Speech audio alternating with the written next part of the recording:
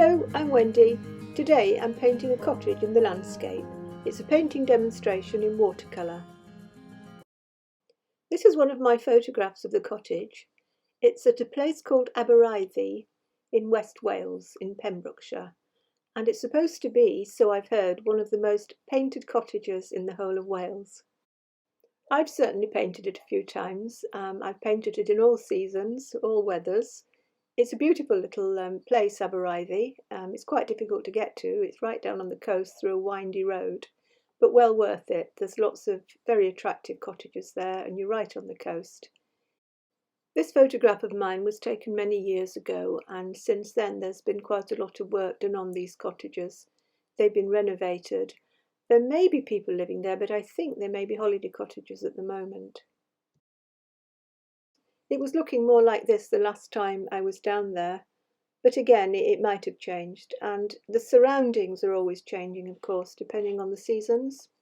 This again is an older photograph, but I like the colouring here of the foreground and the nice blue of the sky, so we have a bit more colour in this one, something maybe to work from. I used these photographs that I've shown you and some others of mine and some sketches and a bit of imagination to do this picture here that you see. This is the picture that I'll be demonstrating. This is the drawing that I did, and if you're interested there is a link to this drawing to get the template if you would like it in the description box below. I do have a painting buildings playlist on my channel here, and if you're interested you can go and have a look at a couple of other buildings that I did, a couple of other cottages, and the links to those are in the description box below this video. Now those drawings were simpler than this because there was no perspective, very little perspective in them. You were looking at the buildings from the front. Now this one, clearly you're looking at the building from the side and there is more perspective. You've got quite steep lines running from the top of the roof and under the eaves. I can't go into detail on the perspective on this video. If you are more interested in looking at perspective, then there is a lot of information online, a lot of books on simple perspective. You'll find that what it will tell you basically is that these lines that you're looking at an angle are all going to go to one point, to a vanishing point on the horizon. I'm showing you the drawing on the board here because it does look a little bit odd, I know. I stretched a piece of paper on about an 18 by 14 plywood board and I painted something at the top which I cut off, and it looks a bit strange, I know, without the tape at the top, but it worked. It just kept really flat on the board. So if you were wondering why it looked like that, that was the reason. The top picture was cut off. I'm working on Saunders Waterford paper here, and as I say, I did stretch it onto a board using gum tape.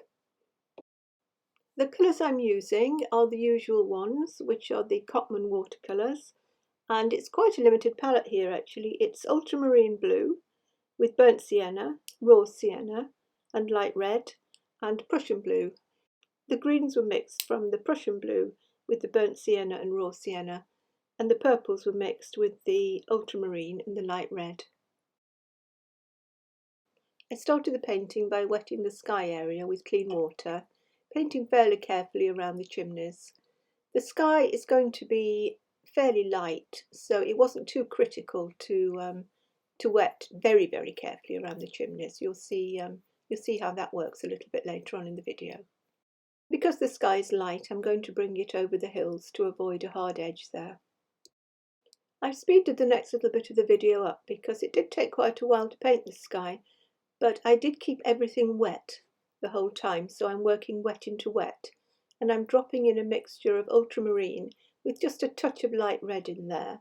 And I'm trying to alter the tones, so I'm deliberately making it a little bit darker on the right hand side, and I'm leaving some patches of white there that maybe would stand for clouds, and bringing it over those distant hills. I painted very carefully around the chimneys with a light mix of the blue. I like to get a lot of the paper covered as soon as possible when I'm painting a picture like this.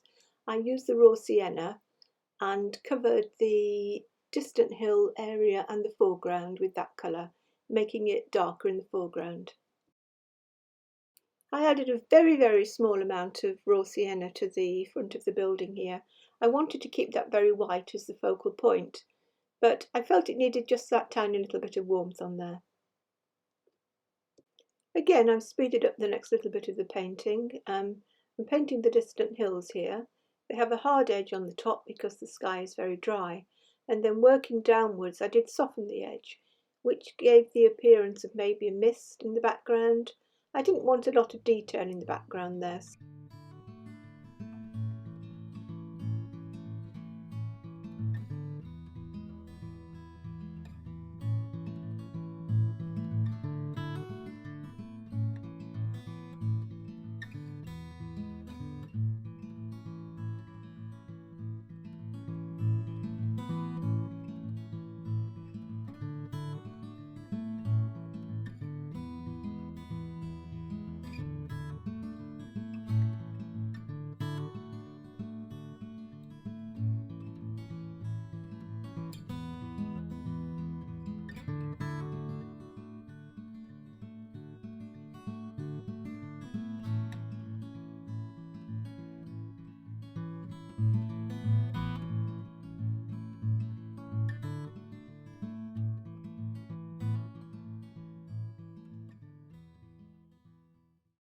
I very carefully painted the roof with a brown that I thought suited the roof colour, using my limited palette.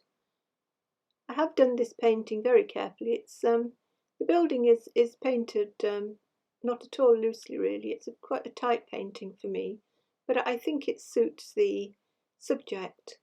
And sometimes I paint things looser, and sometimes I like to be a little bit more careful, paint things a bit tighter. And I don't think you have to do anything particularly the same way all the time. I enjoy painting pictures like this, but I also enjoy splashing around and being more experimental.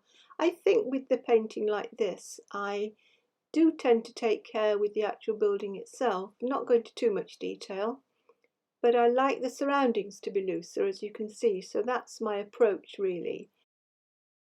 A darker colour going in now for the front of the building. Again, I'm painting this quite carefully with a very small brush. I then painted some small window and door details onto the buildings. I pulled a little bit of paint out here to suggest some shadows and the interior of the house, and left some very small white areas to maybe suggest something on the windowsill inside. I think these little detailed areas add interest and stop areas from looking too flat. But as I said earlier, I didn't want to get too detailed and too fussy with the painting of this. I painted the second house in the same way and added a few more little window and door details before moving on.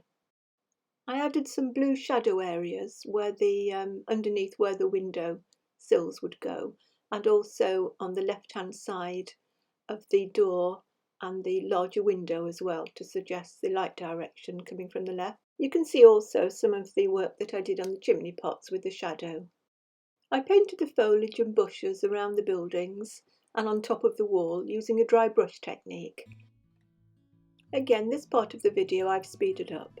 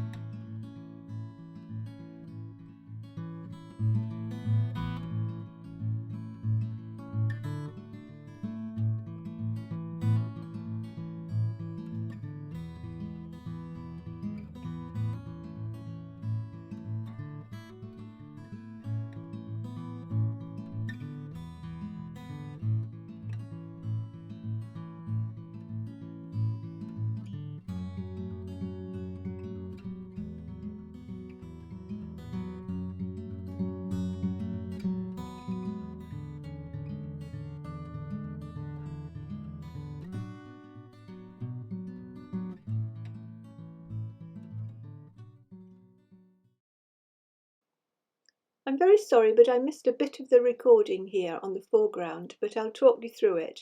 I re-wet the foreground and then I dropped in a little bit more orange and some of the greens that I'd been using for the bushes. While it was still wet, I dropped in some darker colour. So I was working wet into wet quite randomly in the foreground. The bushes in front of the cottage I did with my darkest green with the dry brush work. And then finally, I think you'll see I used a rigger while it was still damp to put some other grasses in to bring the foreground a little bit further forward.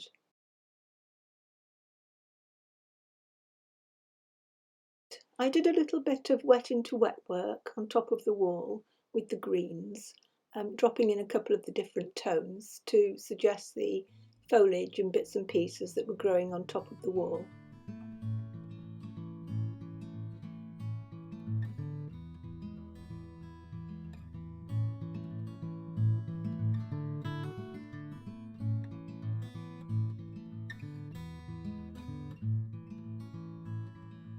I used a very light brown to knock back the white of the wall and the little lean-to on the left-hand side. I just wanted the main side of the house to be white as the focal point, so that was my reasoning for doing that. And you'll see later on in the video I do a little bit of extra work to suggest some bricks and some rocks there on the wall. Time to see how it was shaping up by putting this mount around it. I rather like the little dots I'd accidentally got in the foreground on the right hand side there. So you'll see that I added a few more of those to add a bit of interest and texture in the foreground. And then I worked on the walls.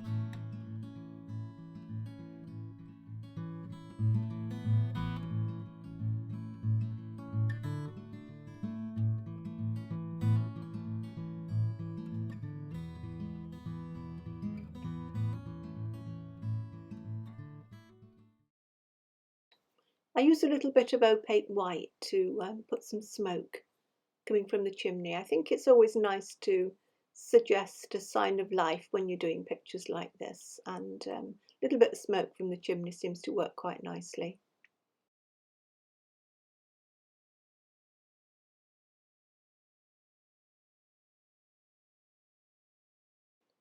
When everything was completely dry, I rubbed out the pencil marks and again put them out round it to see if it was at a stage that I could call finished. I could have left it like this, but something was really bugging me, and it was that window on the front of that main house. I felt it was too big, it was very distracting, and I felt it wasn't quite in perspective. The lines were not at a very good angle. So this is an example of correcting mistakes that you make in watercolour. I mixed up some brown to match the front of the cottage and I put it over the whole of the window area. When that was dry, I used some opaque white to alter the perspective on the windows. As always, I hope you enjoyed the video and you picked up some tips and techniques and some ideas that you could use in your own paintings. If you'd like a go at this, then there is a template in the description box and you will find there lots of links to my website and my Etsy shop and all good stuff like that. I hope that you will join me on the next video and do subscribe to my channel if you want to keep up with everything that I'm doing. Bye for now and happy painting!